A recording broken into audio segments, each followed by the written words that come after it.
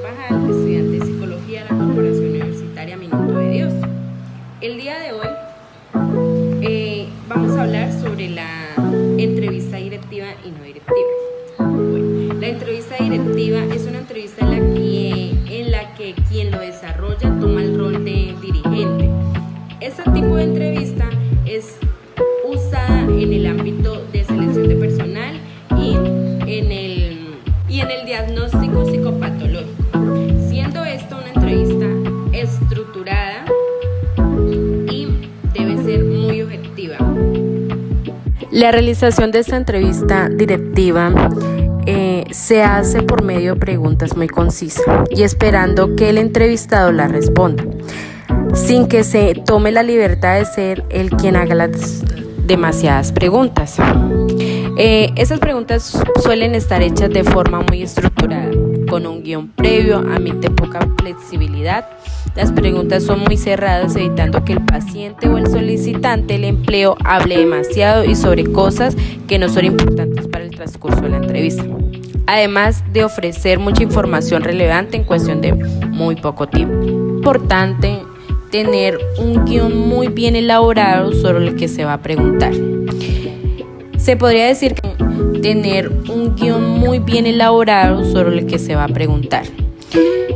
Se podría decir que el entrevistador se encarga de leer el formulario o las preguntas del guión y esperando que el entrevistado la responda de forma pertinente sin dar demasiada información que no es sustanciosa para la entrevista. Por otro lado, en el ámbito laboral es usada debido a que las entrevistas se fundamentan en un guión. Todos los solicitantes de empleo están en igualdad de condiciones cuando se encuentran con el personal de recursos humanos. ¿Cómo se hacen las preguntas? No hay cavidad para sesgo y libres interpretaciones por parte del seleccionador.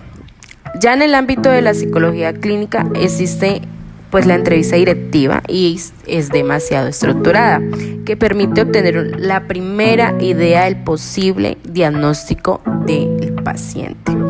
Las primeras preguntas tienden a enfocarse a síntomas muy generales, en función de si contesta que los tiene o no, y se salta a otras preguntas que van tratando de averiguar si el paciente cumple criterios para un diagnóstico en concreto. Bueno, cabe resaltar y es importante que esta entrevista es muy útil y muy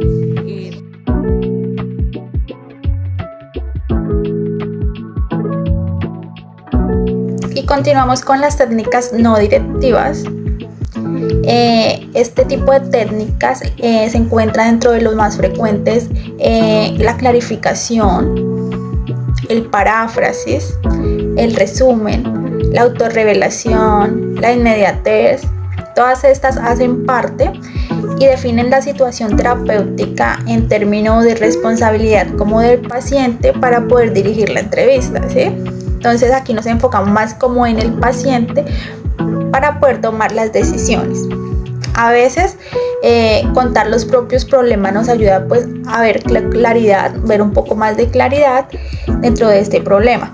Indicar que se ha comprendido la expresión de un sentimiento o una actitud también es muy importante porque le da como ese nivel de confianza al paciente.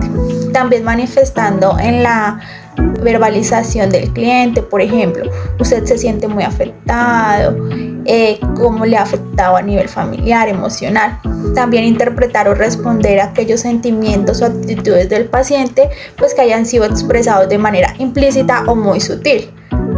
Entonces, por ejemplo, los que los llevan la mamá, entonces supongo que hubieras preferido no venir y ponerse como en el lugar